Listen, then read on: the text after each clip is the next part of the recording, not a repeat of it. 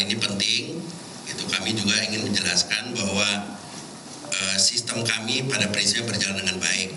Namun kami juga menyadari gitu dengan dinamika perkembangan yang ada, kita ada hal-hal yang memang harus kita perbaiki. Gitu. Ini pembelajaran yang baik buat kita. Jadi Inspektorat Jenderal itu adalah sebagai satu unit di Kementerian Keuangan yang melakukan pengawasan, tentu berupaya dan terus menjaga integritas pegawai. Nah, kita di Kementerian Keuangan punya sistemnya yang kita sebut kerangka kerja integritas atau integrity framework. Nah, kerangka integritas ini intinya kita konsepnya adalah kolaborasi pengawasan. Jadi dalam mengawasi integritas atau pegawai itu ada yang kita sebut 3 lines of defense atau 3 lines model. Jadi kita punya lini pertama, lini kedua, dan lini ketiga. Nah, lini pertama ini adalah pimpinan unit atau manajemen. Lini kedua adalah unit kepatuhan internal di masing-masing unit eselon 1. Kemudian unit eselon 3 adalah Inspektorat Jenderal. Nah, itu begitu. Nah, dalam 3 model ini kita juga ada 2 stream atau ada 2 area, yaitu pencegahan dan penindakan. Sebagaimana kita ketahui bahwa instrumen untuk pencegahan kita sudah punya saluran pengaduan seperti WISE, kemudian juga instrumen mengawasi laporan harta kekayaan seluruh pegawai Kementerian Keuangan. Nah, ini sebagai salah satu instrumen dari pencegahan. Kemudian penindakan. Ini juga penting kami sampaikan bahwa kegiatan penindakan yang dilakukan oleh kita pada prinsipnya adalah ranahnya administratif. Jadi maksudnya ranah menegakkan disiplin pegawai Kementerian Keuangan. Nah, kami dalam melakukan tadi pencegahan, penindakan itu berkoordinasi, kolaborasi dengan berbagai pihak, aparat penegak hukum termasuk PPATK. Nah, dalam rangka penindakan, apabila kita menemukan atau melihat ada indikasi tindak pidana, tentu ini nanti ranahnya adalah aparat penegakan hukum.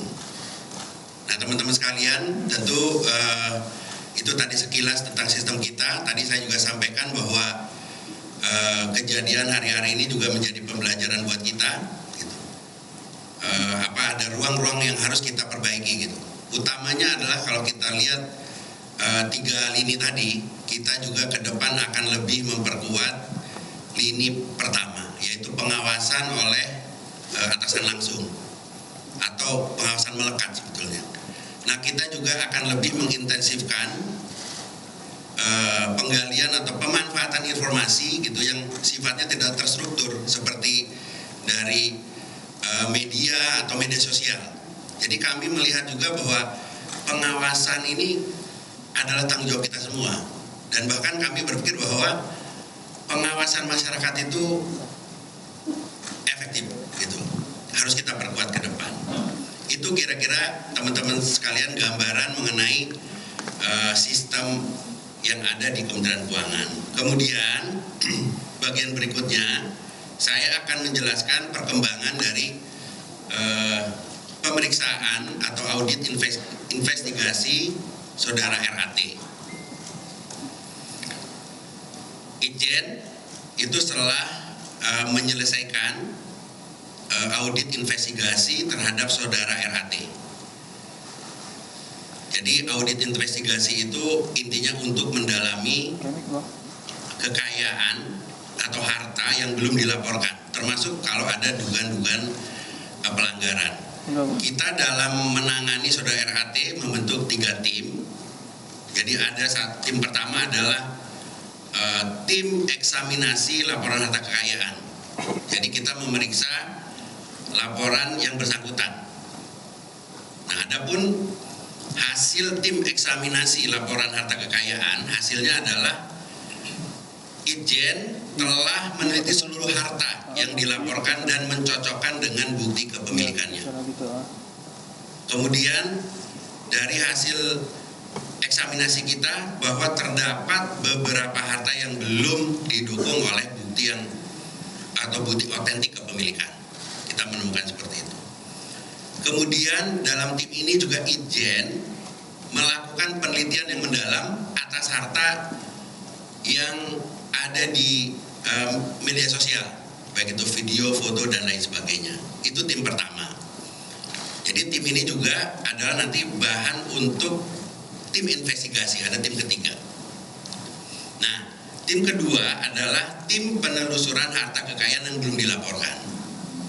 Adapun hasilnya untuk tim ini terdapat hasil usaha sewa tidak sepenuhnya dilaporkan dalam harta kekayaan. Jadi ada yang tidak dilaporkan.